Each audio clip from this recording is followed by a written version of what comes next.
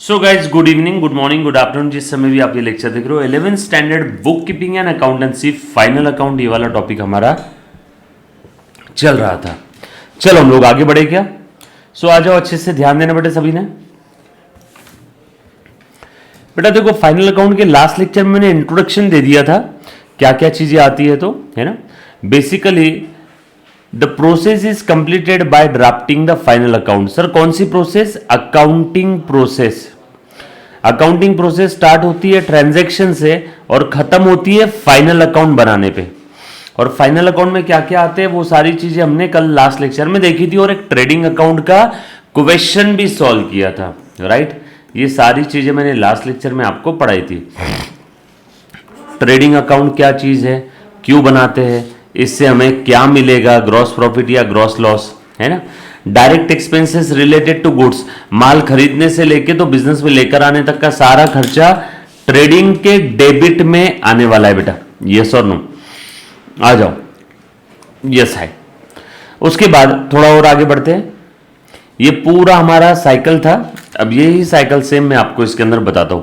Meaning of final account हमने देखा बेटा लास्ट लेक्चर के अंदर में, ये लिखवा के भी दिया था मैंने आपको पॉइंट, समरी नोट्स शॉर्टकट में, ताकि एग्जाम के अंदर में आपको लिखने में तकलीफ ना हो, आसान लैंग्वेज में लिखवा के दिया बेटा। Then importance of final account भी मैंने आपको लास्ट लेक्चर में बता दिया था, क्यों बनाते हैं, इसके पीछे की इंपॉर्टेंट वजह क्या है।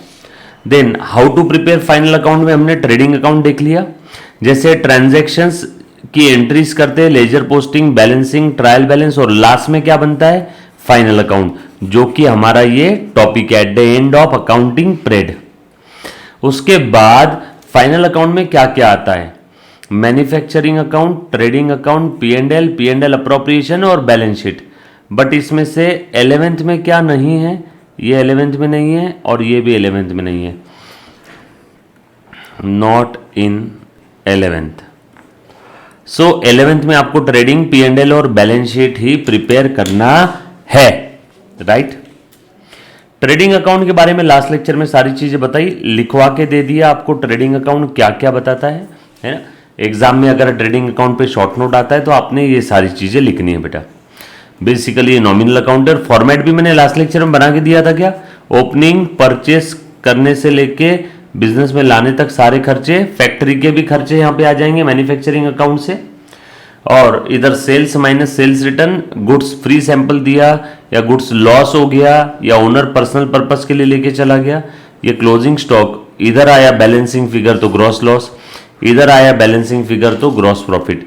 ये सारे आइटम हमने लास्ट लेक्चर में देखे थे, याद आ रहा है बेटा? पक्का? चलो आगे। देन उसके बाद प्रॉफिट एंड लॉस अकाउंट आज हम लोग यहां से स्टार्ट कर रहे हैं। ये नॉमिनल इन नेचर है, मतलब डेबिट में खर्चे, क्रेडिट में इनकम।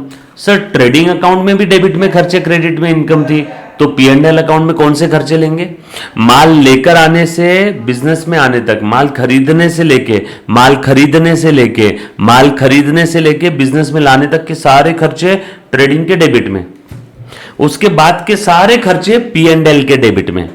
माल बिजनेस में आने तक के सारे खर्चे ट्रेडिंग के डेबिट में। All direct expenses related to goods covered under trading account. Repeat, all direct expense related to goods covered under trading account.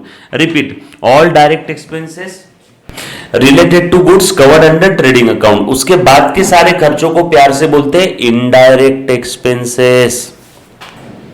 Yes और नो? तो वो आ जाएंगे पी एंड एल में। और पी एंड एल के क्रेडिट में कौन सी इनकम आएगी? Indirect income. सो ये मेन अकाउंट है फाइनल अकाउंट में, क्यों? क्योंकि ये हमें फाइनल वर्किंग रिजल्ट बताता है, नेट प्रॉफिट या नेट लॉस। इसमें इनडायरेक्ट एक्सपेंस और इनडायरेक्ट इनकम आएगी। इनडायरेक्ट एक्सपेंस डेबिट साइड में, इनडायरेक्ट इनकम क्रेडिट साइड में। डेबिट साइड के अंदर में क्या आते हैं? All indirect expense. Credit side में क्या आ जाती है? All indirect income. Sir indirect expense मतलब कौन से? जैसे माल खरीदने से लेके बिजनेस में लाने तक के सारे खर्चे ट्रेडिंग के डेबिट में, लेकिन उसके बाद के सारे खर्चे जैसे salary, wages, electricity, telephone charges, courier charges, rent दे रहा हूं, कमीशन दे रहा हूं, डिस्काउंट दे रहा हूं, प्रिंटिंग, स्टेशनरी, ये देखो salary, wages, rent, rate, insurance, taxes, bank charges, discount दे रहा हूँ, ऑडिट फीस दे रहा हूँ, बुक्स ऑफ अकाउंट्स चेक करने के चार्जेस को ऑडिट फी बोलते हैं, चार्टर्ड अकाउंटेंट लेता है ये। डिप्रिसिएशन, ट्रैवलिंग का खर्चा, एडवर्टीजमेंट, प्रिंटिंग, स्टेशनरी, इंटरेस्ट दे रहा हूँ, ये सब ऑल इनडायरेक्ट एक्सपेंस। सो जो आइटम ट्रेडिंग अकाउंट के डेबिट में नहीं आता वो बचे कुचे सारे कहां पे आते हैं? पी एंड एल अकाउंट के डेबिट में। जो आइटम ट्रेडिंग के डेबिट में नहीं आता वो बचा कुचा सारा आइटम कहां पे आएगा? पी एंड एल अकाउंट के डेबिट साइड में। और इधर में indirect income, all indirect income. जैसे रेंट मिल रहा है, कमीशन मिल रहा है, इंटरेस्ट मिल रहा है, interest on deposit, interest on investment, miscellaneous income, other income, discount मिल रहा है। और बैलेंसिंग फिगर, डेबिट साइड की टोटल ज़्यादा है, खर्चों की टोटल ज़्यादा है तो इधर आएगा नेट लॉस, और इनकम साइड की टोटल ज़्यादा है तो इधर आएगा नेट प्रॉफिट। यस और नो? ग्रॉस प्रॉफिट ये कहाँ से आया? ट्रेडिंग अकाउंट का बैलेंसिंग फिगर यहाँ पे ट्रांसफर कर देना है from trading account. Trading account का जो बैलेंसिंग फिगर रहेगा, ग्रॉस प्रॉफिट आया तो इधर, और ग्रॉस लॉस आया तो इधर, फ्रॉम ट्रेडिंग अकाउंट। ये सिंपल सा फॉर्मेट है, profit and loss account for the year ended, जो भी ईयर एंड रहेगा। सिंपल है, पक्का, डन। चलो आगे। उसके बाद सबसे आसान है जीवन में बैलेंस शीट। सबसे आसान क्या है जीवन में? Balance sheet. बैलेंस शीट ये एक पोजिशनल स्टेटमेंट है जिसमें डेबिट साइड क्रेडिट साइड नहीं होती है। No debit and credit side. Balance sheet में आपकी लायबिलिटी साइड रहेगी और असेट साइड रहेगी। बैलेंस शीट में आपकी लायबिलिटी साइड रहेगी, लेफ्ट साइड लायबिलिटी और राइट साइड असेट। यस और नो? ये चीज आपको समझ में? और बैलेंस शीट की दोनों साइड की टोटल इक्वल हो जाएगी। बरोबर है क्या? मतलब आपका सम प्राइमा फेसिया सही है ऐसा हम लोग सोचेंगे। आपका सम प्राइमा फेसिया सही है ऐसा हम लोग सोचेंगे बेटा। बरोबर? पक्की बात। Then balance sheet shows asset and liabilities of the business. Business में कितनी असेट्स है और कितनी लाइबिलिटीज है ये हमें समझ में आता है, यानी बिजनेस की औकात, बिजनेस में कितनी असेट्स है और कितनी लाइबिलिटीज है कहां से समझ में आएगा? बैलेंस शीट से। बरोबर? अब सारे डेबिट बैलेंस हम लोग लिखेंगे बैलेंस शीट के असेट साइड में, सारे क्रेडिट बैलेंस लिख लेंगे बैलेंस शीट के लाइबिलिटी साइड में। सर हमें कहां से समझेगा डेबिट बैलेंस कौन से, क्रेडिट बैलेंस? ट्रायल बैलेंस से। ट्रायल बैलेंस में डेबिट कॉलम में सारे डेबिट बैलेंसेस है, ये असेट में चले जाएंगे। क्रेडिट बैलेंस क्रेडिट कॉलम में सारे क्रेडिट बैलेंसेस है, वो लाइबिलिटी में चले जाएंगे। बट कौन से बैलेंस? इनकम एक्सपेंसेस के नहीं, इनकम और एक्सपेंसेस के नहीं, सिर्फ असेट्स और लाइबिलिटीज के बैलेंस ही यहां पे आएंगे। ट्रायल बैलेंस में जो असेट के बैलेंसेस है वो असेट साइड में, ट्रायल बैलेंसेस में जो लाइबिलिटीज के बैलेंसेस है वो लाइबिलिटी साइड में। बरोबर? पक्की बात। चलो आ जाओ, कुछ चीजें अब जो मैंने लिखी है आपको बोली है वो एक्सप्लेन करके देता हूं। ट्रेडिंग अकाउंट का जो भी बैलेंसिंग फिगर रहेगा वो पी&एल में आएगा। पी&एल का नेट प्रॉफिट का बैलेंसिंग फिगर जो भी रहेगा वो बैलेंस शीट में जाएगा। ये तो हम लोगों को 11th में देखना ही है। ट्रेडिंग अकाउंट लास्ट लेक्चर में देखा हमने। ट्रेडिंग अकाउंट पूरे साल को कवर करता है, इसलिए यहां पे लिखते हैं for the year ended. P&L भी ऐसे ही है। मान लो ईयर एंड है 31 मार्च 2022, मतलब साल कौन सा है? 21-22। मतलब क्या है बेटा? 1/4/21 को शुरू हुआ है, 31 मार्च 22 को खत्म होगा। यस और no? Generally accounting year 12 months का होता है। जनरली अकाउंटिंग ईयर आपका 12 मंथ्स का रहेगा बेटा। क्लियर? चलो आगे।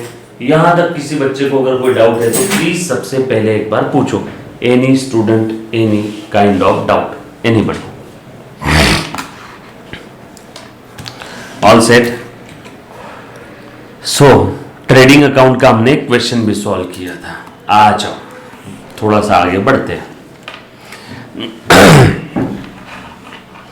अब मैं आपको कुछ चीजें बताता हूं। जैसे मान लो ये क्वेश्चन में एक ट्रायल बैलेंस दिया हुआ है।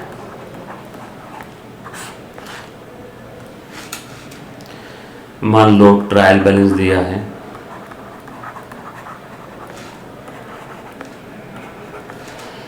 और ट्रायल बैलेंस में सारे बैलेंसेस दिए है ना। ट्रायल बैलेंस में बैलेंस कहां से आते हैं? लेजर से।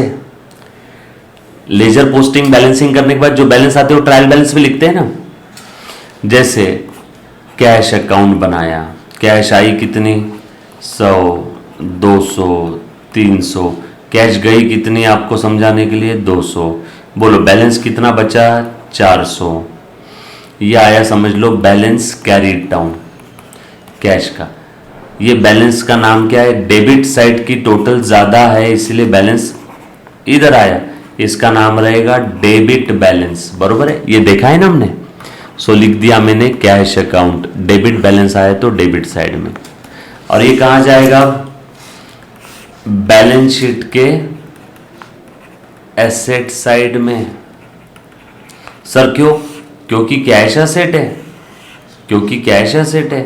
ये लिख दिया मैंने कैश 400 रुपए। बरोबर है क्या? यस और नो? ट्रायल बैलेंस तक देखा हुआ है हमने, सेमी यस और नो? क्लियर?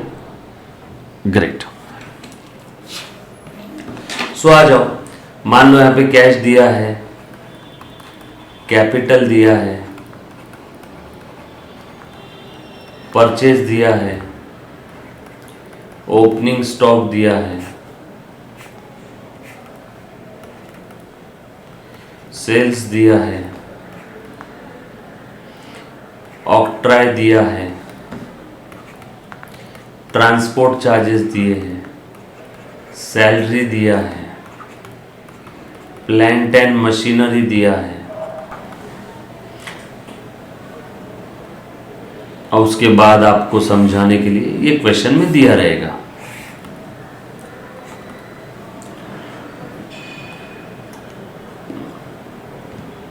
क्रेडिटर्स दिए हैं,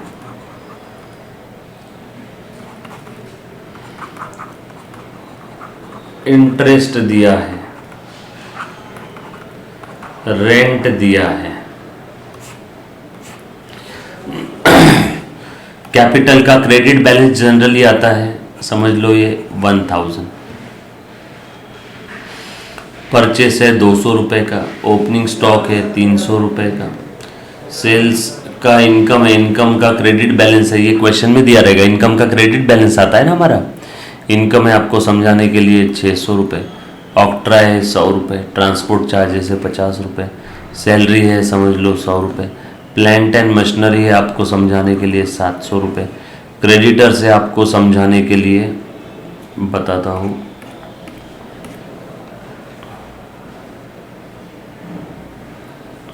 इंटरेस्ट है आपको समझाने के लिए, और ये रेंट है 200। 400, 200, 600, 300, 900, 1000, 1100, 700, 1800, 200, 1900 और ये 50, 1950। क्रेडिटर्स है 300 और ये है इंटरेस्ट समझ लो 50। ठीक है। ये क्वेश्चन में ट्रायल बैलेंस दे दिया, क्वेश्चन में ट्रायल बैलेंस दे दिया। अब हमें करना क्या है? अब हम लोगों को ट्रेडिंग P&L और बैलेंस शीट बनाना है।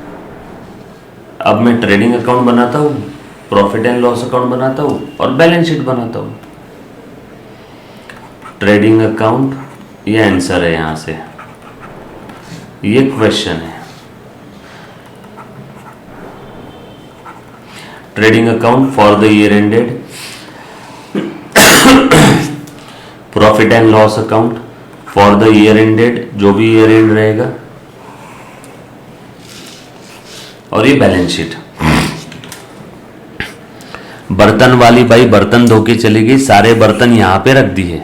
बस अब हम लोगों को क्या करना है? उठा उठा के जगह पे रखना है। राइट, आ जाओ। सो कैश कहां जाएगा? असेट है तो बैलेंस शीट के असेट साइड में लिख दो। कैपिटल लायबिलिटी है बिजनेस की, बैलेंस शीट के लायबिलिटी साइड में लिख दो। समझ में आ रहा है मैं क्यों लिख रहा हूं वहां पे ऐसा? परचेस खर्चा है, माल को लाने का खर्चा है, ट्रेडिंग के डेबिट में लिख दो। ओपनिंग स्टॉक ट्रेडिंग के डेबिट में लिख दो। सेल्स इनकम है माल से रिलेटेड, ट्रेडिंग के क्रेडिट में लिख दो। ऑक्ट्रा है, माल को लाने का खर्चा है, ट्रेडिंग के डेबिट में लिख दो।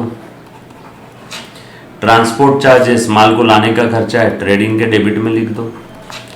सैलरी ये ट्रेडिंग में आएगा क्या? नहीं, ये माल लाने के बाद ये ऑफिस का खर्चा है, एडमिनिस्ट्रेशन एक्सपेंस, ऑफिस का खर्चा एडमिनिस्ट्रेशन एक्सपेंस, तो सैलरी यहां पे लिख दो P&L में। प्लांट एंड मशीनरी असेट है, असेट साइड में लिख दो। क्रेडिटर्स लायबिलिटी है, लायबिलिटी साइड में लिख दो, देना पड़ेगा ना क्रेडिटर्स को। इंटरेस्ट, अब ये इंटरेस्ट मिला है कि दिया है, मेरा आपसे सवाल है, ये इंटरेस्ट मिला है कि दिया है? ये इनकम है या एक्सपेंस है? कैसे समझेगा? सुनना जरा, ये इंटरेस्ट डेबिट कॉलम में है कि क्रेडिट कॉलम में है? इंटरेस्ट दिया है क्रेडिट कॉलम में, मतलब ये इनकम है। इंटरेस्ट इनकम माल से रिलेटेड इनकम रहती तो इधर लिखता, अदर इनकम है, इधर इनकम है, इनडायरेक्ट इनकम है, इधर लिख दिया। रेंट खर्चा है, डेबिट साइड में दिया है।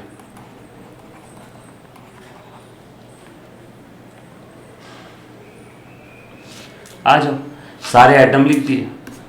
बैलेंसिंग फिगर निकालो, 600 में से 300, 200, 500, 600, 650, इधर आया बैलेंस, ग्रॉस लॉस आया।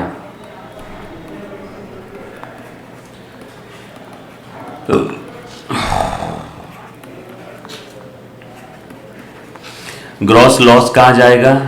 P&L के डेबिट में। ग्रॉस प्रॉफिट आता तो P&L के क्रेडिट में जाता। बताओ कितना है? 200 और 100, 350, 350 और इधर है 50, इनकम साइड में 50 और इधर है 350, तो 300 का नेट लॉस आ गया। बैलेंसिंग फिगर डेबिट साइड की टोटल ज्यादा थी ना, और ये नेट लॉस कहां जाएगा? कैपिटल से माइनस हो जाएगा। प्रॉफिट आता तो कैपिटल में ऐड हो जाता, लॉस आया तो कैपिटल से माइनस हो जाएगा। बरोबर है क्या? कितना आ रहा है देख लो, 300, 350 में से 50 चले गए 300, इधर कितना 300, 200, 500, 600, 650 और इधर 600 है तो 50 ही हो गया। देख लो टोटल चेक कर लो, 400, 200, 600, 300, 900, 1000, 1100, 700, 1800, 1800 और ये 2000, 2050 है बच्चों। टोटल में मिस्टेक हुआ है, 2050 आ रहा है यहाँ पे, 900, 1000, 1100, 300, 1400, 200, 1600, तो यहाँ पे है ना ये 150 ले लो। क्वेश्चन में जो ट्रायल बैलेंस रहेगा उसकी टोटल टैली रहेगी। हाँ, तो ये कितना आ जाएगा यहाँ पे? 200 और 100, 350 में से 150 गए, 200 नेट लॉस, 800। चेक कर लो बैलेंस शीट टैली है क्या? ये करेक्शन कर लेना। सर करेक्शन क्या किया आपने? इंटरेस्ट में 150 लिखा। डोंट वरी, एग्जाम में क्वेश्चन में जो ट्रायल बैलेंस रहेगा वो टैली रहेगा। हमने यहाँ पे मन से बनाया ना एग्जाम्पल, अभी ये करेक्शन कर लो और उसके बाद यहाँ पे भी आप करेक्शन कर लो।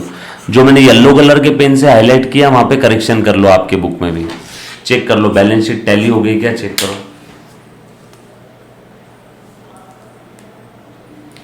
सिंपल है, कुछ था रे इसमें, ट्रेडिंग P&L बैलेंस शीट। अब बताओ क्या था इसमें?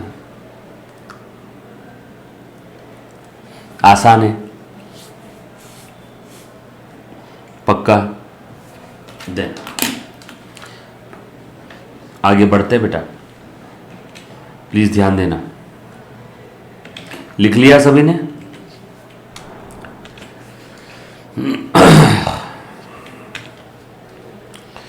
अब देखो, अब ये एडजस्टमेंट की बात है। एडजस्टमेंट बोल के नहीं, मैं करके बताऊंगा। अब एडजस्टमेंट क्या चीज होती है ये आपको मैं करके बताता हूं। एडजस्टमेंट क्या चीज होती है मैं करके बताता हूं, ठीक है। 3, 4, 5 काफी सारे क्वेश्चंस है इसमें, आ जाओ।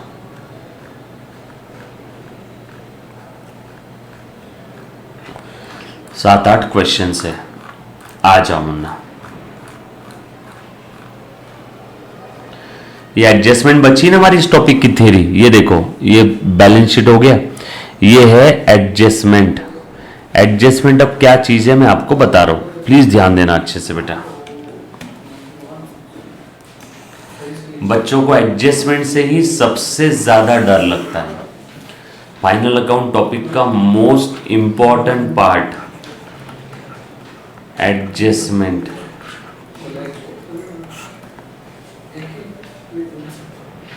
फाइनल अकाउंट का मोस्ट इंपॉर्टेंट पार्ट है एडजस्टमेंट। एक सेकेंड, चलो देखो, सबसे ज्यादा इंपॉर्टेंट पार्ट यही है बेटा, प्लीज ध्यान देना अच्छे से। अब आवाज आ रही है सभी को? पक्का? Most important part of your final account topic adjustment. आ जाओ। अब ये एडजस्टमेंट क्या होती है सुनना। आप सभी को मालूम है कि बिजनेस में जो ट्रांजैक्शंस होते हैं, इन ट्रांजैक्शंस को हम लोग रिकॉर्ड करते हैं, उसके बाद पोस्टिंग करते हैं, then balancing, then trial balance. अब होता क्या है, ट्रायल बैलेंस के बाद हम लोग बना लेते हैं फाइनल अकाउंट। अब काफी बार ऐसा होता है, ट्रायल बैलेंस बनाने के बाद हमें कुछ चीजें समझ में आती है। ट्रायल बैलेंस बनाने के बाद हमें कुछ चीजें समझ में आई कि भैया यार ये ट्रांजैक्शन का तो इफेक्ट ही छूट गया। ट्रायल बैलेंस बनाने के बाद कुछ गलतियां समझ में आती है, अरे यार यहाँ पे गलती है, इनको रेक्टिफाई करना है, टू रेक्टिफाई। ट्रायल बैलेंस बनाने के बाद हमें समझ में आया कि डेप्रिसिएशन का इफेक्ट ही नहीं दिया, क्लोजिंग स्टॉक का इफेक्ट ही नहीं दिया। सो ट्रायल बैलेंस के बाद हमें समझ में आया कि कुछ ट्रांजैक्शंस पेंडिंग है, कुछ ट्रांजैक्शंस पेंडिंग है। ट्रायल बैलेंस के बाद समझ में आया, यस और नो। तो अब क्या करें? अब टाइम मशीन में बैठ के पीछे जाकर के तो रिकॉर्ड नहीं कर सकते ना, तो अब आगे ही जाना पड़ेगा। आगे क्या है? Final account. सो अब ये वो ट्रांजैक्शन है जिनका इफेक्ट छूट गया, अनरिकॉर्डेड ट्रांजैक्शन। अब इन सारे ट्रांजैक्शंस के रिकॉर्डिंग अब हमें करनी पड़ेगी। अब इन सब की रिकॉर्डिंग करनी पड़ेगी। अब रिकॉर्डिंग करनी पड़ेगी। अब कहां करेंगे रिकॉर्डिंग? फाइनल अकाउंट में, क्योंकि टाइम मशीन में बैठ के पीछे तो जाके रिकॉर्ड नहीं कर सकते ना। सो ऐसे ट्रांजैक्शन जिनके दोनों भी इफेक्ट छूट गए हैं, जिनकी अकाउंटिंग करना बाकी है, उन सभी की रिकॉर्डिंग अब करना पड़ेगा। पीछे तो जा नहीं सकते। और अब क्या है? अब तो फाइनल अकाउंट है डायरेक्टली ट्रायल बैलेंस के बाद। अब क्या करें, कैसे करें? ध्यान दो, अब है फाइनल अकाउंट। अब क्या है बेटा? Final account. आ जाओ, अब कर लेते। लेकिन कैसे?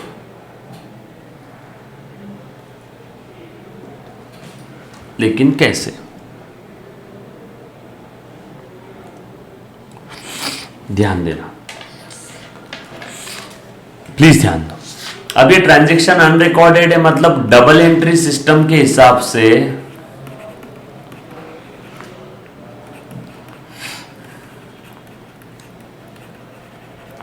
हमें इनके दोनों इफेक्ट रिकॉर्ड करने पड़ेंगे, डेबिट और क्रेडिट। पीछे तो जा नहीं सकते। अब इनके दोनों इफेक्ट कहां पे रिकॉर्ड करने पड़ेंगे? In final account. तो बस वही तो सीखना है, एडजस्टमेंट, जो कि अनरिकॉर्डेड ट्रांजैक्शन है। इनसे डरो मत, प्यार करो। Adjustments are nothing but an unrecorded transaction. बस इनके दो इफेक्ट देने हैं जो कि फाइनल अकाउंट में दूंगा, और वो कैसे दूंगा वो मैं आपको बता दूंगा। नॉर्मल एंट्री सोचना है और इफेक्ट देना है, नॉर्मल एंट्री सोचना और फाइनल अकाउंट में इफेक्ट देना है। क्लियर है? कैसे देना है वो मैं आपको क्वेश्चन सॉल्व करके बताता हूं, बहुत आसान है, अच्छे से ध्यान देना। सो अब ये एडजस्टमेंट मैंने सारी यहां पे आपके लिए समरी नोट्स बना के रखी है, दिख रहा है बेटा?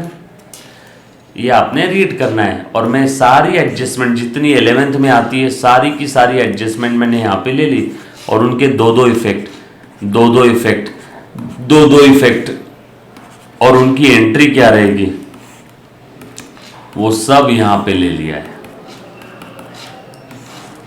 और एक बहुत प्यारी एडजस्टमेंट है बैड डेट की और प्रोविजन फॉर डाउटफुल डेट की। ये एडजस्टमेंट भी क्वेश्चन के साथ बताऊंगा, स्टार मार्क लगा के रख दो। सबसे इंपॉर्टेंट एडजस्टमेंट है ये आरडीडी का, जो बच्चे डरते हैं, सबसे इंपॉर्टेंट एडजस्टमेंट है ये। सारी एडजस्टमेंट, इनकी एंट्री और इनके दो इफेक्ट, एंट्री दो इफेक्ट, एंट्री दो इफेक्ट, एंट्री दो इफेक्ट, सब मैंने यहां पे ले लिया है। जितनी एडजस्टमेंट रहेगी, एंट्री दो इफेक्ट, एंट्री दो इफेक्ट, और सबसे इंपॉर्टेंट एडजस्टमेंट कौन सी है? आरडीडी। सो अब मैं आप लोगों का फाइनल अकाउंट का इफेक्टिवली पहला क्वेश्चन स्टार्ट कर रहा हूं। अब तक जो भी हमने देखा वो फाइनल अकाउंट की थ्योरी थी और कुछ प्रैक्टिकल अप्रोच थे और कॉन्सेप्ट था। अब फाइनल अकाउंट का सबसे पहला क्वेश्चन स्टार्ट कर रहा हूं। आ जाओ, ध्यान देना, आ जाओ बेटा, करे स्टार्ट। पक्का? डन? सो प्लीज ध्यान दे दो। आ जाओ।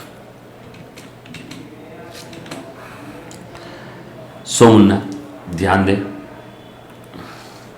क्वेश्चन नंबर 1 नोट्स आपके पास में है, उसमें पेज नंबर 9.6।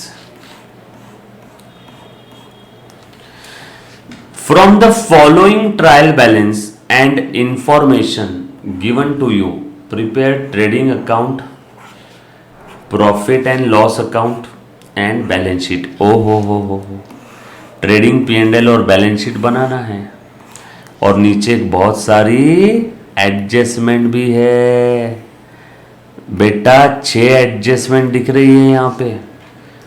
तो पूरी शिद्दत और ईमानदारी के साथ क्वेश्चन की तरफ ध्यान देना है। एग्जाम में इसी टाइप के क्वेश्चन पूछे जाते हैं। 12 नंबर का क्वेश्चन है, 12 मार्क, 12 मार्क्स, अलग अलग शायद। हेलो, चल। सो अब कैसे सॉल्व करना है इस जंबो क्वेश्चन को बताता हूं। सबके पास नोट्स है, दिख रहा है सभी को? आ जाओ, सॉल्व कैसे करना है वो पहले तरीका बता देता हूं। सबसे पहली स्टेप नंबर 1, क्वेश्चन रीड कर लो एंड जो भी एडजस्टमेंट थी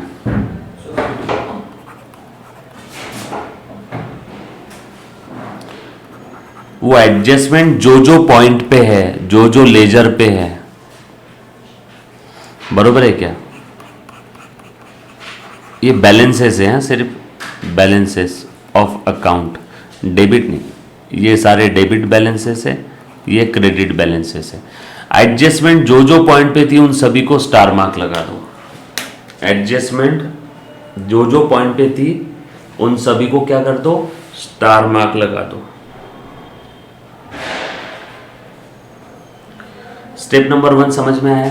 करके बताता हूं। स्टेप नंबर 1, क्वेश्चन पढ़ लिया, हमें बैलेंस शीट ट्रेडिंग P&L बनाना है as on 31 March 2018 in the books of messrs बाहा।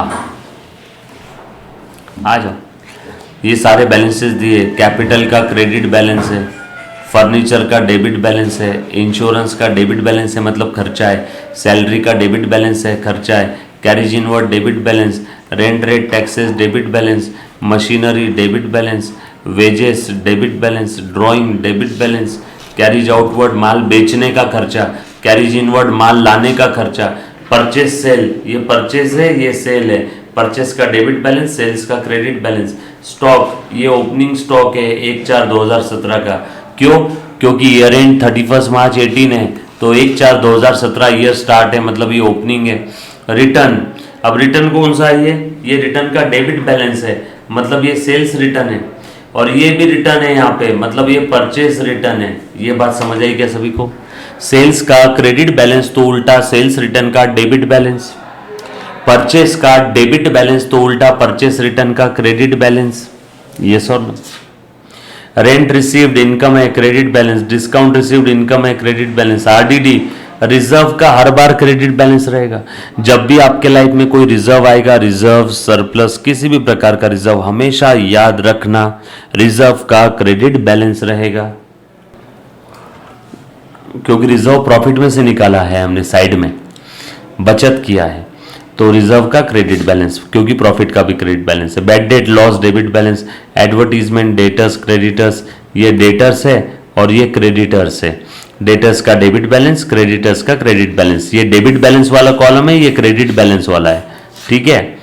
Then cash at bank, then bank loan liability है क्रेडिट बैलेंस। कब लिया लोन? 1 अक्टूबर 2017 को। कब बना रहे हम लोग? 31 मार्च 18 को। लोन कब लिया? 1 अक्टूबर 17 को।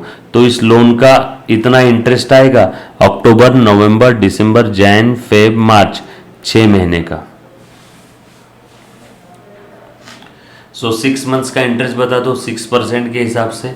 50,000 का लोन है इंटू 6% इंटू 6/12, तो ये कितना आ जाएगा बेटा? बोलो। 3,000 का आधा 1,500। तो ये हिडन एडजस्टमेंट है। सर आपको कैसे समझा ये हिडन एडजस्टमेंट है? क्योंकि कहीं अलग से दिया नहीं है, देखो बस यहीं पे लिख दिया 6% बैंक लोन और 1 अक्टूबर को दे दिया। नीचे कहीं पे भी इंटरेस्ट का दिख रहा है क्या आपको?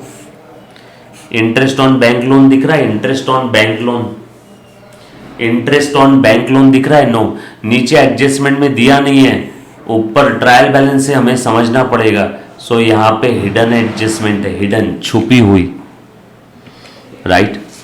ब्रोकरेज है, लूज टूल्स है, बिल पेएबल लाइबिलिटी है, any payable is your liability, और गुडविल इंटेंजिबल असेट, अदृश्य असेट जिसे देख नहीं सकते छू नहीं सकते, name and fame of the business है ना, बिजनेस का नाम गुडविल। जैसे आज अगर आपको किसी बिजनेस को खरीदना है, मान लो कोई एक बिजनेस है जिसमें असेट है 10 लाख की, बट वो बोल रहा है मैं 25 लाख में बेचूंगा, मतलब वो 15 लाख गुडविल का मांग रहा है। भैया मेरे बिजनेस की इतनी नाम है, इज्जत है, शौहरत है, बने बनाए कस्टमर मिलेंगे, तो मेरी मेहनत का मेहनत आना मुझे मिलना चाहिए ना। तो वो इंटेंजिबल असेट के फॉर्म में मांग रहा है आपसे गुडविल, बिजनेस का name and fame. Clear?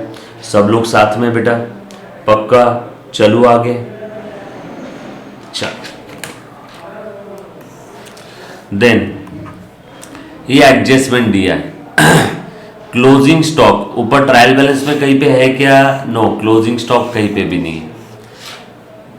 Closing stock का ये कॉस्ट है और क्लोजिंग स्टॉक का ये मार्केट प्राइस है। सर क्लोजिंग स्टॉक की तो दो अमाउंट है 37 और 40, क्या लेंगे हम लोग? क्लोजिंग स्टॉक के केस में हर बार ध्यान रखना, क्लोजिंग स्टॉक का अगर दो फिगर दिया है, कॉस्ट भी दे दिया है और मार्केट प्राइस भी दे दिया है, तो दोनों में से जो लोअर रहेगा वो लेना, जो कम रहेगा, विच इज लोअर। कॉस्ट है 37,000, मार्केट प्राइस है 40,000, सो दोनों में लोअर क्या है? 37। तो हम लोग हमारे बैलेंस शीट में जो क्लोजिंग स्टॉक दिखाएंगे वो 37,000 दिखाएंगे, और जो कि एडजस्टमेंट है, मतलब ये अनरिकॉर्डेड है, तो इसके दो इफेक्ट रहेंगे, पहला बैलेंस शीट में और दूसरा क्लोजिंग स्टॉक कहाँ पे आता है बोलो? ट्रेडिंग अकाउंट के क्रेडिट साइड में।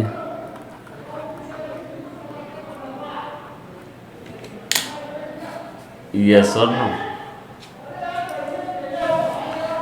ये था आपके जीवन का सबसे पहला एडजस्टमेंट।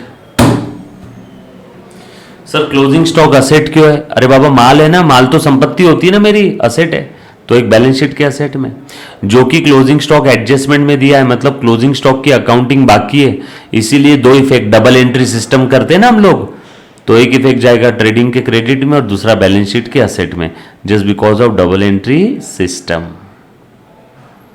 क्लियर? पक्का? चलो आगे। यहां तक किसी बच्चे को अगर कोई डाउट है तो पहले पूछो। Any student, any kind of doubt, anybody?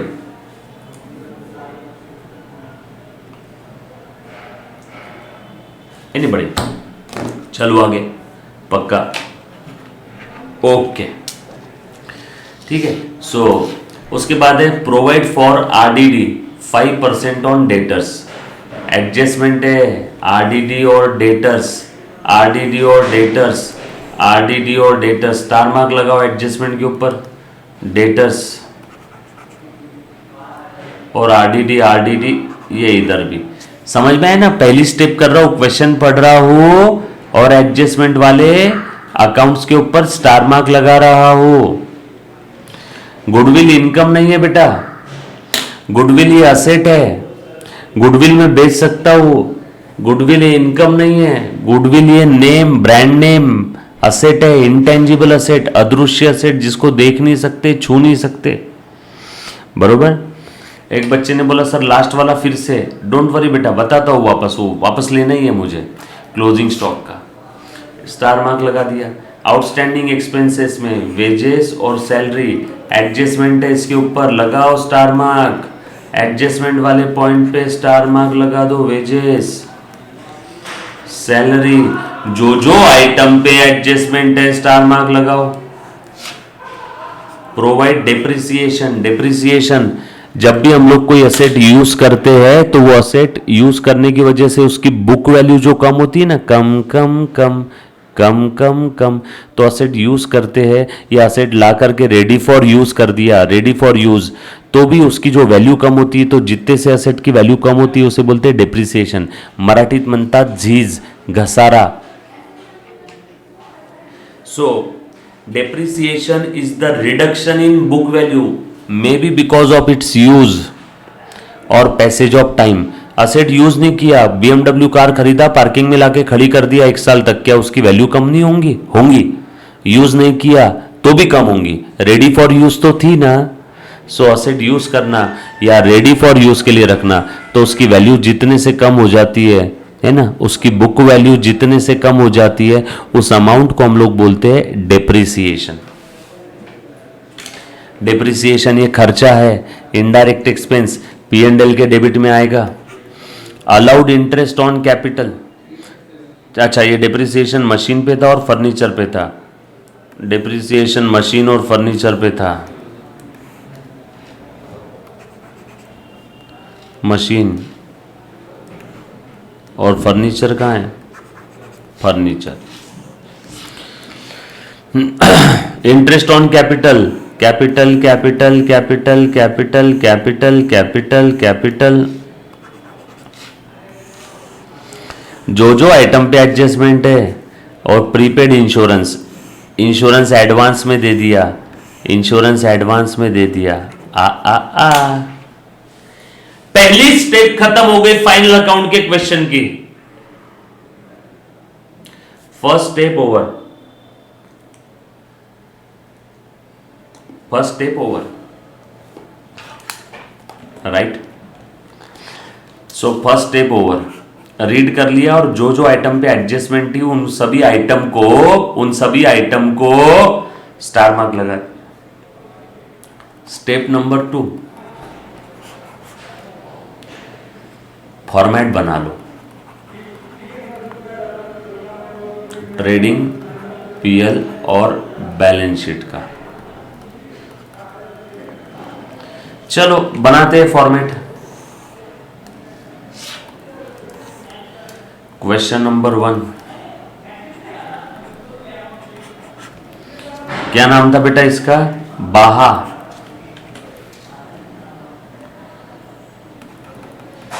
Final accounts of बाहा 31 मार्च 2018 का बना रहे हैं। चलो फाइनल अकाउंट में सबसे पहले क्या लिखूंगा, ट्रेडिंग अकाउंट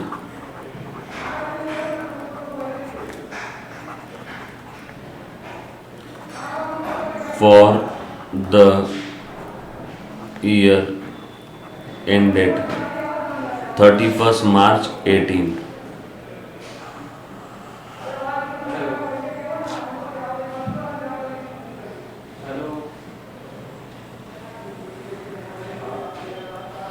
उसके बाद profit and loss account for the year ended 31 March 18।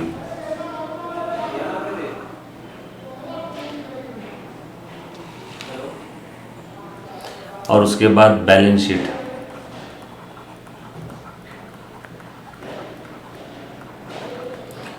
As on date 31 March 18।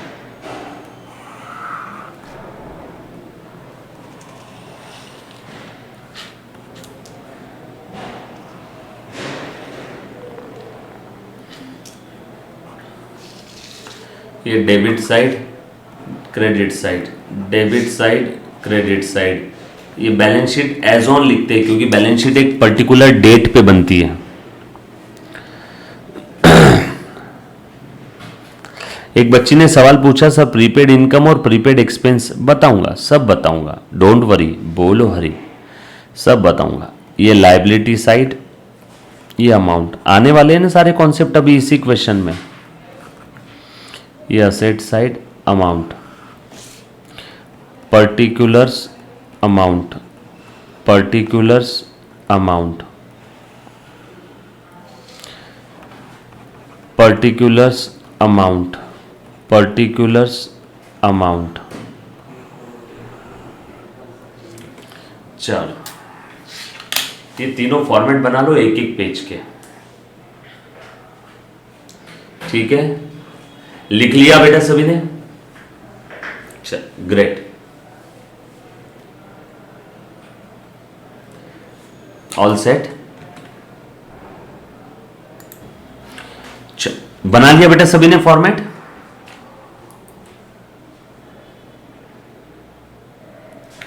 Format ready झालं का? चल सेकेंड स्टेप भी खत्म, सेकेंड स्टेप भी खत्म हो गई, फॉर्मेट बना लिया। थर्ड स्टेप, फर्स्ट स्टेप हो गई, सेकेंड स्टेप हो गई, अब थर्ड स्टेप।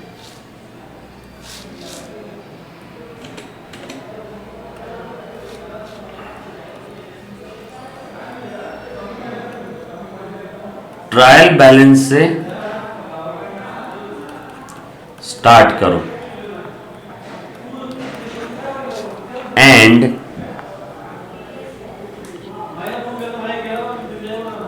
जो एडजस्टमेंट वाले आइटम हैं उनकी फिगर को इनर कॉलम में लिखो।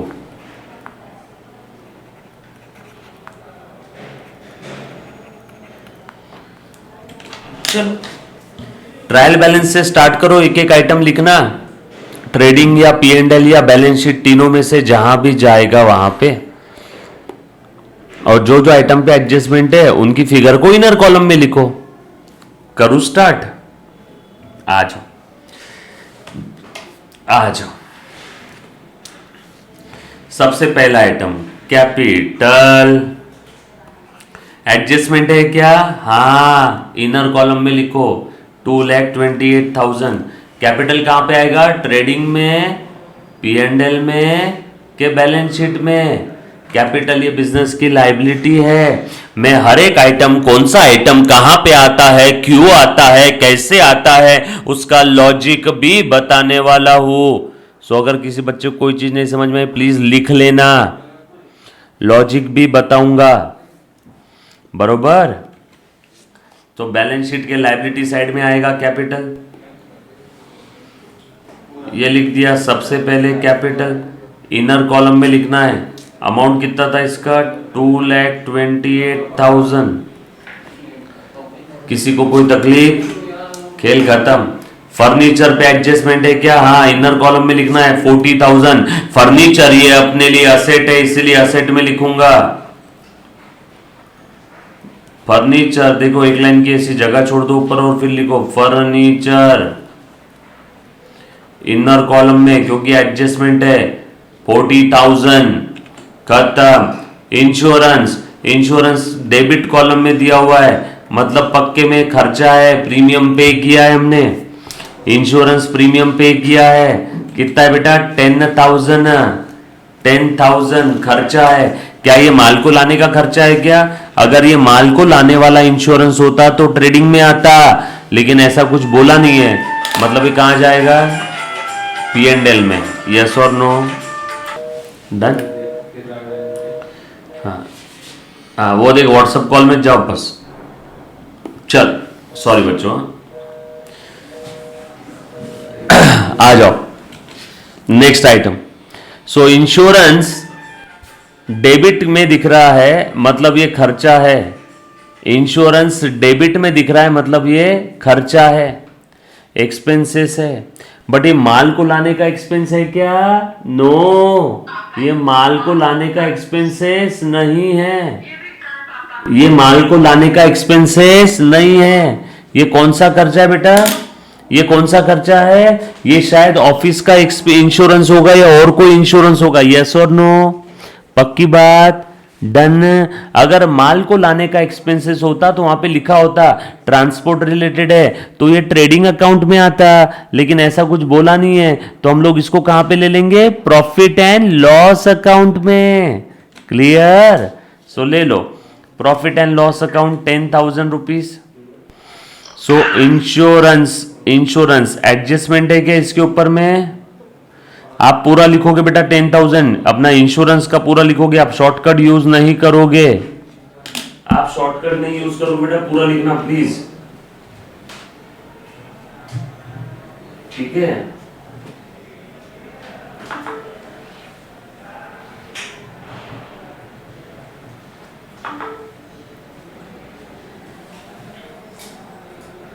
चल आ जाओ।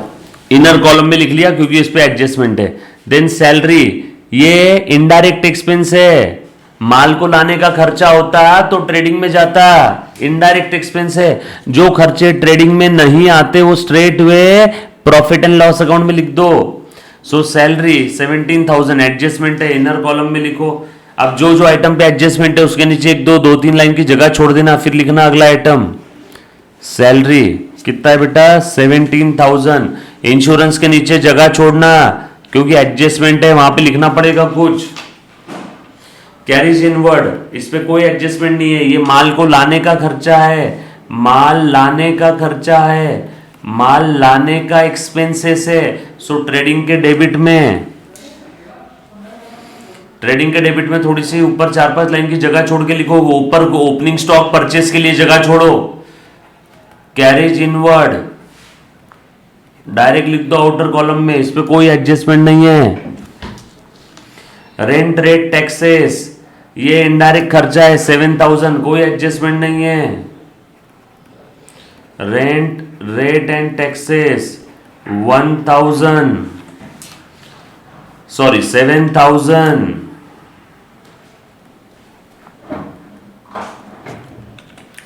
उसके बाद मशीनरी असेट है 50,000,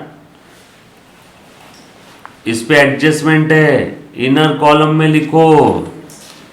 वेजेस डायरेक्ट एक्सपेंसेस है, देखा था हमने ट्रेडिंग में आएगा 8,000, एडजस्टमेंट है। एडजस्टमेंट है, इनर कॉलम में लिख दिया। ड्रॉइंग, ओनर ने पर्सनल पर्पस के लिए बिजनेस से विड्रॉ किया है कुछ, तो क्या विड्रॉ किया मालूम नहीं है, ड्राइंग पे कोई एडजस्टमेंट नहीं है। ड्राइंग की वजह से हमेशा ध्यान रखना मुन्ना, ड्राइंग की वजह से कैपिटल कम होता है। ओनर जब अपने जेब से धंधे में कुछ लाता है तो कैपिटल बढ़ता है, ओनर जब बिजनेस से कुछ विड्रॉ करता है तो कैपिटल कम होता है। सो ड्राइंग कैपिटल से माइनस कर देंगे बैलेंस शीट के लायबिलिटी साइड में, माइनस ड्राइंग 14,000, 14,000 नहीं भी दिख रहा है तो ध्यान रखना ये 14,000 है ड्राइंग के ये। उसके बाद ड्राइंग के बाद अगला आइटम है कैरीज आउटवर्ड, ये माल बेचने का खर्चा है, माल सेल करने का खर्चा है, माल सेल करने का एक्सपेंस है। टेम्पो में माल भेजा है किसी को, कस्टमर को, P&L में जाएगा माल लाने का खर्चा ट्रेडिंग, माल बेचने का खर्चा या फिर आगे का खर्चा P&L 5,600, कोई एडजस्टमेंट नहीं है। Carriage outward 5,600। उसके बाद परचेस और ये है सेल। परचेस रिटर्न है क्या? हाँ परचेस रिटर्न भी है, सेल्स रिटर्न भी है। पहले परचेस सेल लिख लो 62,171। परचेस 62,000 इनर कॉलम में क्यों लिखा? क्योंकि परचेस रिटर्न माइनस होगा। सेल्स 171 इनर कॉलम में क्यों लिखा? क्योंकि सेल्स रिटर्न माइनस होगा यहां से। परचेस रिटर्न कितना है? Purchase return 6,300, sales return 5,000। 6,300 outer column में लिखो और सेल्स रिटर्न है 5,000, आउटर कॉलम में लिख दो। 171 में से 5 चले गए, 1,66,000।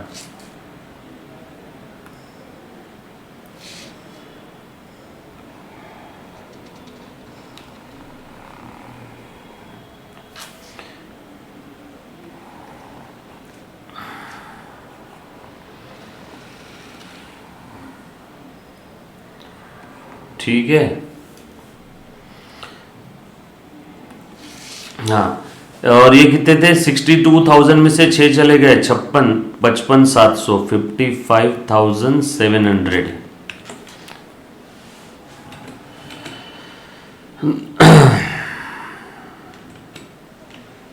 डन। किसी कोई दिक्कत है बेटा यहां तक? नेक्स्ट, रेंट मिला है, इनडायरेक्ट इनकम है, P&L 6,000।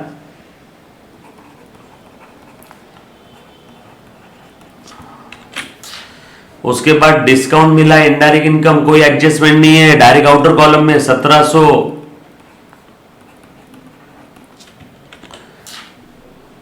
आरडीडी इस पे एडजस्टमेंट है। आरडीडी क्या होता है मैं बताता हूं, अच्छे से ध्यान देना। Reserve for doubtful debt, reserve for doubtful debt.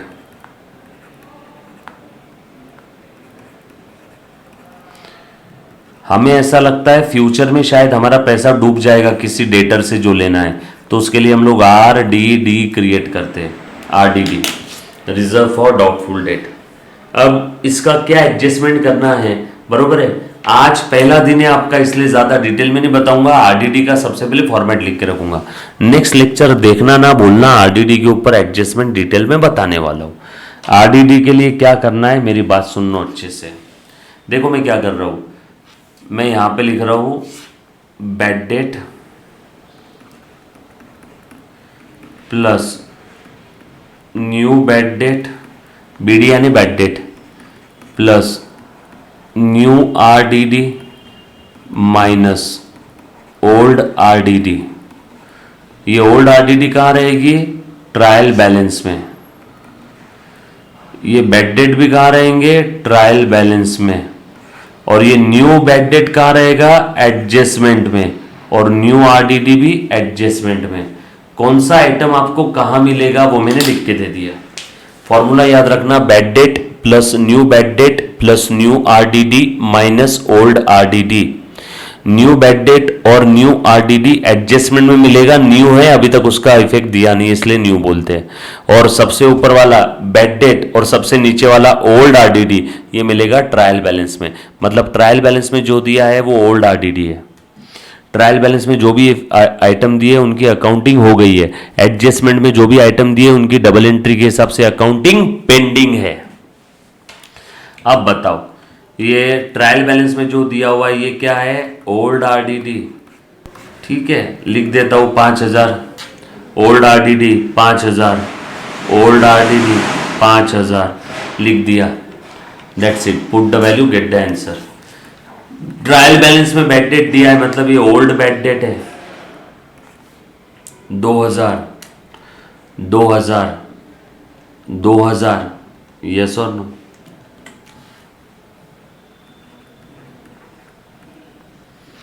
उसके बाद चलो बेटा ध्यान दो, एडवर्टीजमेंट खर्चा है 10,900, कोई एडजस्टमेंट नहीं है।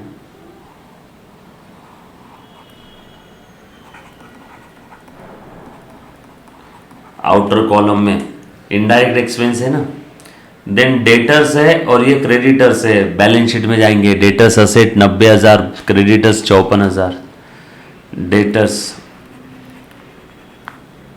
90,000 एंड क्रेडिटर्स 54,000। अच्छा डेटर्स पे एडजस्टमेंट है, डेटर्स पे है ना एडजस्टमेंट, तो डेटर्स इनर कॉलम में लिखो 90,000। उसके बाद बिल रिसीवेबल 36,000 असेट है, कोई एडजस्टमेंट नहीं है, 36,000। उसके बाद कैश एट बैंक 8,500, कोई एडजस्टमेंट नहीं है।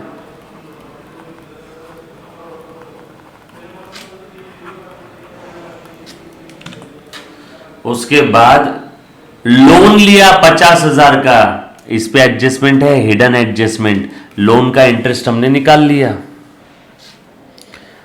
1,500 रुपए का इंटरेस्ट देना बाकी है। कैसे निकाला, स्टार्टिंग में बताया आज के लेक्चर के, 1 अक्टूबर का लोन है और 31 मार्च 18 को हम बना रहे, 1 अक्टूबर से 31 मार्च 18 6 महीने का, 50,000 पे 6% के हिसाब से 6 महीने का 1,500। ये इंटरेस्ट भी लेना है, बताता हूँ कैसे, पहले ये तो लिख लो, loan 50,000, 6% bank loan, 6% bank loan 50,000 और इसका इंटरेस्ट देना बाकी है, इंटरेस्ट आउटस्टैंडिंग 1,500। और ये इंटरेस्ट का दूसरा इफेक्ट, इंटरेस्ट खर्चा है, इंटरेस्ट ऑन लोन, ये लिख दिया P&L में। हो गए क्या 1,500 के दो इफेक्ट, एक और ये दो, हिडन एडजस्टमेंट अब बीच खत्म कर दिया, यस और नो। उसके बाद हाँ ब्रोकरेज खर्चा है, कमीशन दिया लगता है 4,000, ब्रोकरेज 4,000। उसके बाद लूज टूल, ये अपनी बिजनेस के औजार हथियार असेट है, 36,000 असेट है।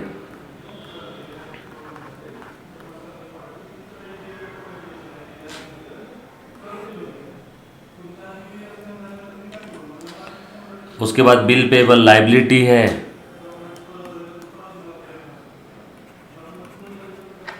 कितना है बेटा बिल पेबल, 16,000। बिल पेबल के बाद गुडविल असेट है, intangible asset 1 lakh.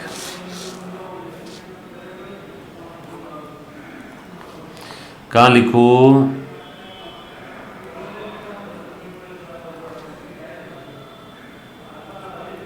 Goodwill 1 lakh.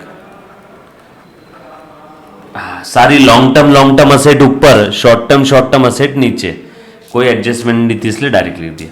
सारे के सारे आइटम मैंने लिख दिए, बर्तन वाली बाई बर्तन धो के चली गई, सारे आइटम यहां रख दिए मैंने, उठा उठा के जगह पे रख दिया सभी आइटम को। तीसरी स्टेप भी खत्म। मुन्ना ए राजेश खन्ना, ये ध्यान देना अच्छे से। चलो आगे बढ़ते हैं। स्टेप नंबर 4,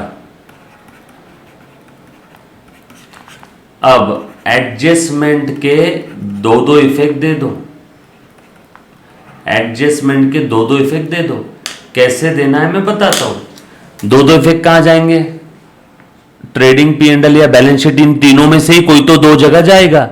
इन तीनों में से ही कोई तो दो जगह जाएगा। सर दो इफेक्ट क्यों? क्योंकि डबल एंट्री सिस्टम है। एडजस्टमेंट या अनरिकॉर्डेड ट्रांजैक्शन है। आजा राजेश खन्ना, सबसे इंपॉर्टेंट पार्ट चल रहा है। चलो पहली एडजस्टमेंट क्लोजिंग स्टॉक कितना दिख रहा है बेटा? Closing stock which ever is lower, ये दो इफेक्ट मैंने लिखे थे। 37,000 लेना है, एक बैलेंस शीट में असेट साइड में और दूसरा ट्रेडिंग के क्रेडिट में। एक बैलेंस शीट के असेट में, दूसरा ट्रेडिंग के क्रेडिट में। Closing stock 37,000, closing stock 37,000, cost और मार्केट वैल्यू को एनआरवी बोल देता हूं। NRV net realisable, REALISABLE, net realisable value whichever is lower, वो लिख दिया 37,000। कॉस्ट और NRV whichever is lower, हर बार ध्यान रखना, ठीक है। क्लोजिंग स्टॉक के दो इफेक्ट हो गए, एक और ये दूसरा। अगली adjustment, provide RDD 5% on debtors. हमें ऐसा लगता है डेटर्स जो भी है उसके 5% और डूबने वाले हैं। हमें ऐसा लगता है जो भी डेटर्स है उसके 5% और डूबने वाले हैं, माइनस RDD। तो हम लोग अभी से तैयार है। सो 90,000 का 5% निकाल बेटा, बोलो 90,000 का 10%, 9,000, 5% यानी आधा, 4,500। तो ये हमने बना लिया। बोलो बचा कितना? 85,500 आउटर कॉलम में। और ये RDD का दूसरा इफेक्ट, प्लीज ध्यान देना। और ये RDD का सेकेंड इफेक्ट देने वाला हूं, कॉल करता हूं सर। RDD का सेकेंड इफेक्ट आपको देने वाला हो बेटा यहां पे। कहां पे? P&L के डेबिट में। न्यू RDD है ना, न्यू RDD देखो यहां पे लिखा हुआ है, न्यू RDD 4,500।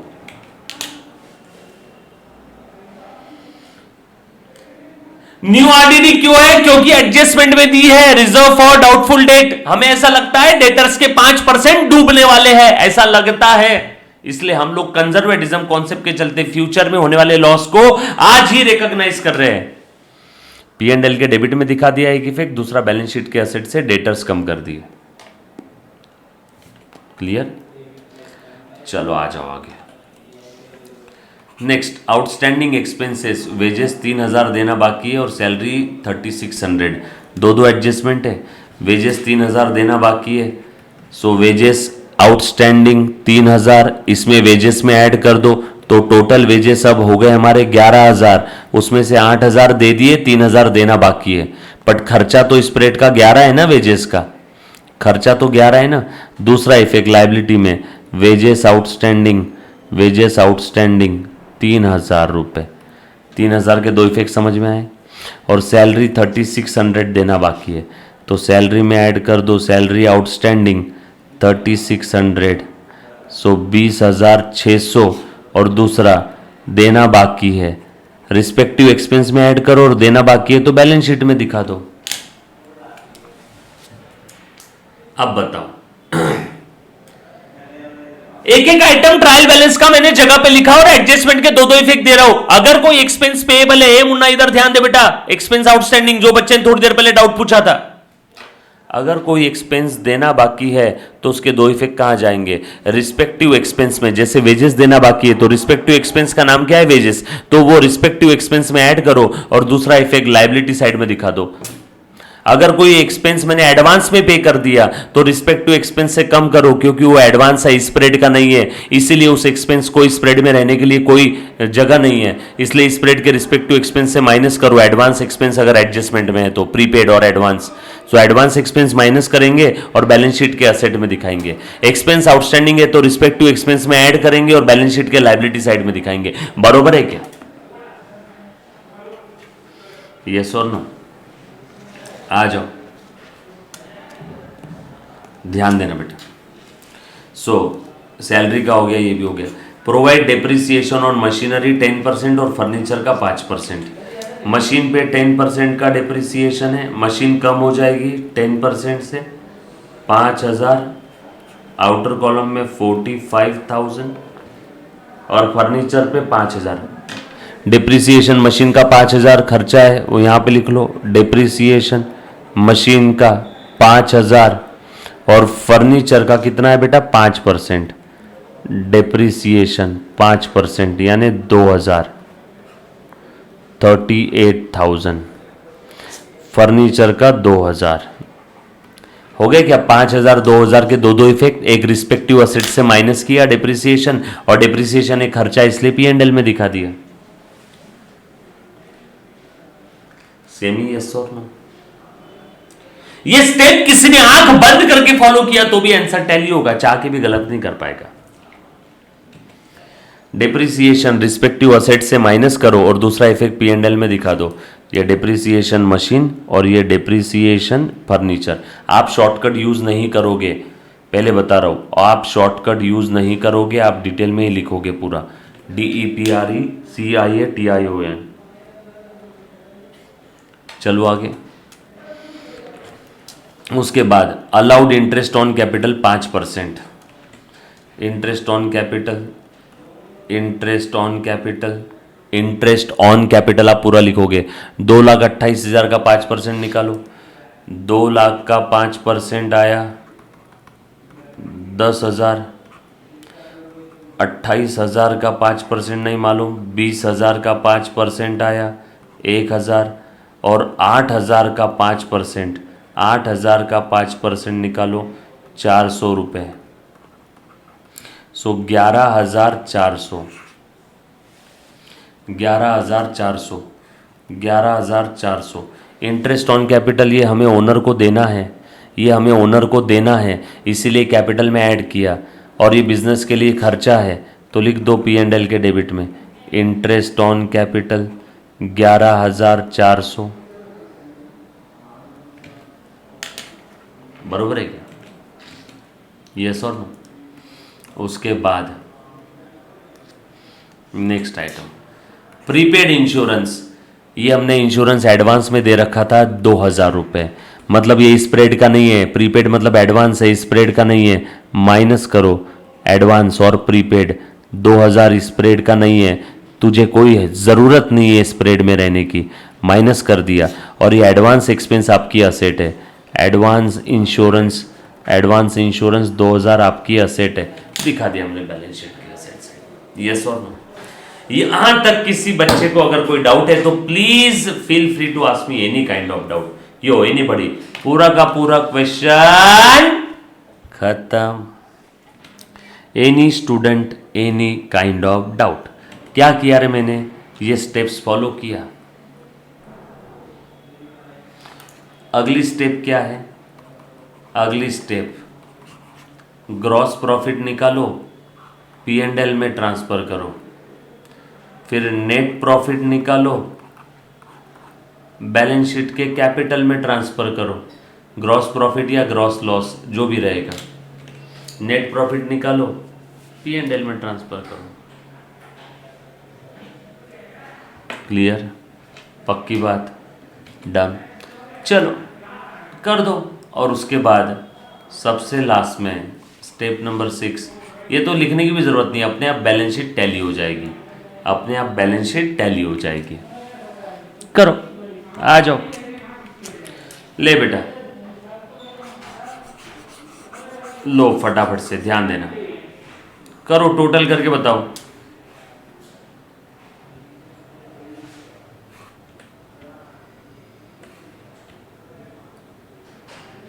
हाँ करो, टोटल करो। ट्रेडिंग अकाउंट का सबसे पहले कर बेटा।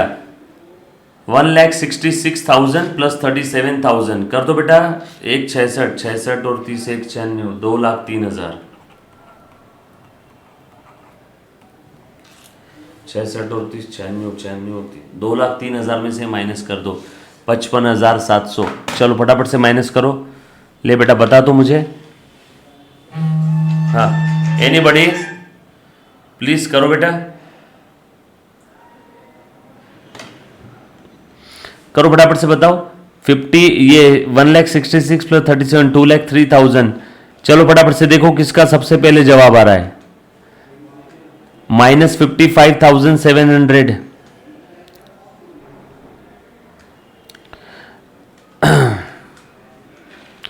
बोलो बेटा कितना आ रहा है ये माइनस करके। 55 और ये 56 और ये 11, 67,700 माइनस कर दिया तो ये बचेगा 135,300। ये आया आपका gross profit. Balancing figure transfer to P&L account, credit side. So P&L के क्रेडिट में ग्रॉस प्रॉफिट ट्रांसफ़र कर देते हैं 1,35,300, 135,300। चेक करो तो। सो 2,03,000 में से ये 55,000, एक 56 और 11 67,000, 67,700 माइनस कर दिया। 67,700 माइनस कर दिया तो आई थिंक ये 135 और ये 3, 135,300 ही आ रहा है। शायद कुछ बच्चों ने गलत किया, 1,04,000 लिख रहे हैं। अब इसका काम खत्म। चलो P&L का हिसाब निकालो।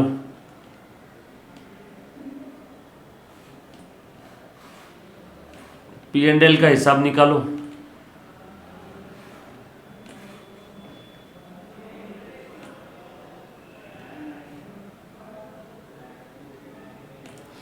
बोलो बेटा प्रॉफिट एंड लॉस अकाउंट की टोटल करो।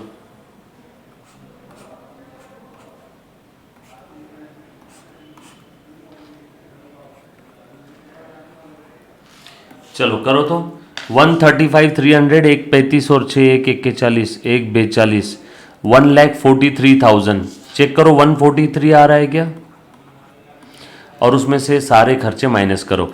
ये इनर कॉलम की टोटल आउटर कॉलम में ले लो। न्यू बैड डेट दिया नहीं था इसलिए 0 से 2,000 और ये 4,500 ऐड किया। 6,500 में से ओल्ड RDD माइनस करना है। 6,500 में से 5 गए, बचे 1,500। टोटल कर लो डेबिट साइड की। 8,000, 8,000 और ये 20,600, 8,000 और ये 20,600, 28,600 प्लस 7,000 प्लस 5,600, बराबर है ना। 28 और 7 35, 5,600 प्लस ये 1,500 प्लस ये 10,900 प्लस ये 1,500 प्लस ये 4 और 5, 9 और 2 11, 11 और 11 22,400।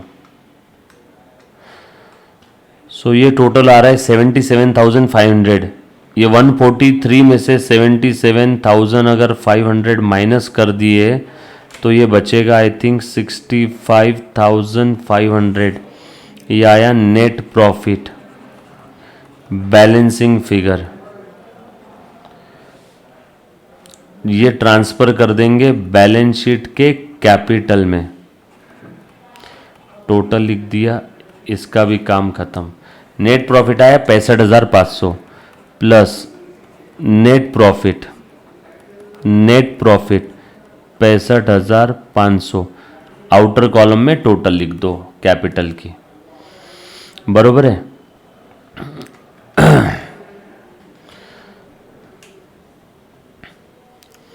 ठीक है, करो बेटा टोटल।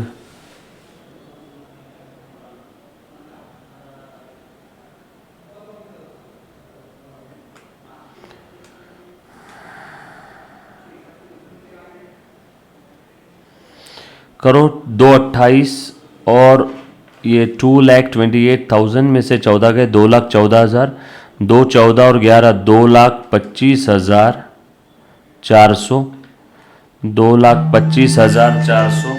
प्लीज ध्यान देना।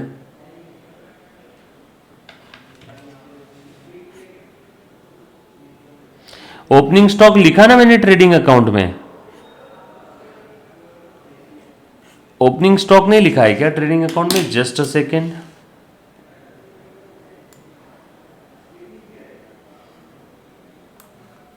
क्वेश्चन में दिया नहीं था क्या ओपनिंग स्टॉक? देखो ओपनिंग स्टॉक लिखा ना हमने। अच्छा ये लो, ट्रेडिंग अकाउंट में ओपनिंग स्टॉक लिख लेते। हाँ मुन्ना बरोबर है तेरा। एक बच्चे ने मैसेज किया सर ट्रेडिंग अकाउंट में ओपनिंग स्टॉक लिखना रह गया। ठीक है अभी लिख लेते। Opening stock 31,000। कितना था ओपनिंग स्टॉक बेटा? 31,000। ओपनिंग स्टॉक 31,000, ये लिख दिया 31,000। तो ये अपना कम हो जाएगा ग्रॉस प्रॉफिट। सो ग्रॉस प्रॉफिट कम हो जाएगा, लिखो तो 135,300, 135,300 में से 31,000 माइनस कर देंगे। सो 1,04,300 बरोबर है। ग्रॉस प्रॉफिट कम हो जाएगा, 1,04,300 आ जाएगा। ये लिखता हूं यहां पे, चेंज करो 1,04,300। तो नेट प्रॉफिट भी कम हो जाएगा, नेट प्रॉफिट भी कम हो जाएगा। 65,500 आया था ना, सो नेट प्रॉफिट भी कम हो जाएगा 31,000 से। ये आया बेटा आपका 34,500, राइट। देख लो बेटा एक बार चेक कर लो, 34,500 और वो यहां पे ले लो 34,500। देखा एक चीज मैन्युअल अकाउंटिंग में एक चीज छूट गई तो सब छूट जाता है। कंप्यूटराइज अकाउंटिंग रहती तो ऐसा नहीं होता, बरोबर। चलो करो सारी चीजें बताओ अभी। माइनस ये 14,000 ड्राइंग के प्लस 11,400, सो 2,59,900। ये आया कैपिटल का बाहर का क्लोजिंग बैलेंस प्लस माइनस करके। अब बैलेंस शीट की टोटल कर लो, टैली होना ही चाहिए। ठीक है मैं लाइबिलिटी साइड की टोटल करता हूं, आप असेट साइड की टोटल करो। 259,900 प्लस 54,000 प्लस 50,000 है और ये 1,500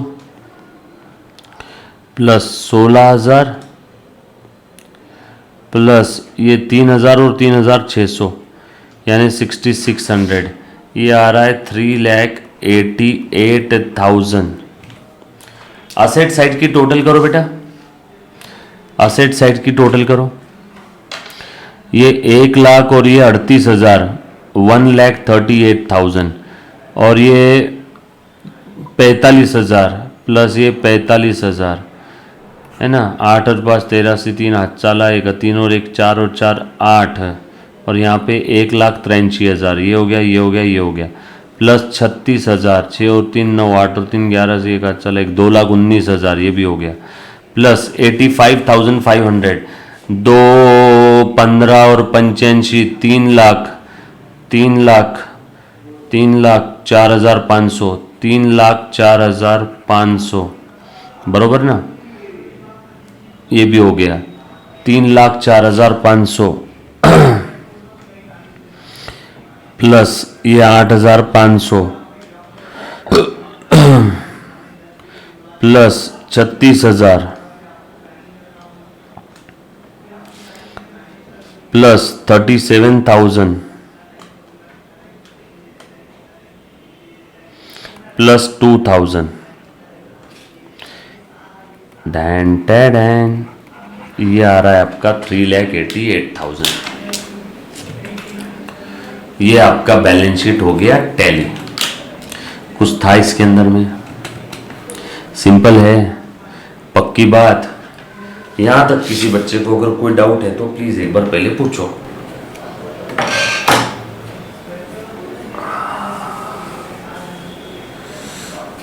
ओके सिंपल है। क्या था रे बेटा बैलेंस शीट में, trading P and L balance sheet में? एक बार वापस से सारी स्टेप्स बता देता हूं, ध्यान देना बेटा। क्वेश्चन में जो भी ट्रायल बैलेंस में आइटम दिए हैं क्वेश्चन में जो भी ट्रायल बैलेंस में आइटम दिए हैं, प्लीज ध्यान देना बेटा। अरे बार बार चेंज क्यों हो रहा है? क्वेश्चन में जो भी ट्रायल बैलेंस में आइटम दिए हैं, सबसे पहले रीड कर लो, एडजस्टमेंट स्टार मार्क कर लो, फॉर्मेट बना लो। ट्रायल बैलेंस के से स्टार्ट करो। एडजस्टमेंट वाली आइटम के लिए इनर कॉलम में लिखना है बेटा, और एडजस्टमेंट के 2 इफेक्ट देना है। ग्रॉस प्रॉफिट निकाल के P&L में डालो, ग्रॉस प्रॉफिट या ग्रॉस लॉस। ग्रॉस लॉस होगा तो P&L के डेबिट में, ग्रॉस प्रॉफिट है तो P&L के क्रेडिट में। फिर P&L से नेट प्रॉफिट या नेट लॉस निकालो। नेट प्रॉफिट है तो कैपिटल में ऐड, और नेट लॉस है तो कैपिटल में लेस। नेट लॉस है तो कैपिटल से लेस, और देन बैलेंस शीट की टोटल कर लो। ये 5 स्टेप में आपका फाइनल अकाउंट का कैसा भी क्वेश्चन रहने दो, खत्म हो जाएगा। सिंपल है। Hello, right? पक्का? Thank you very much, love you all, take care, bye bye, stay home, stay safe.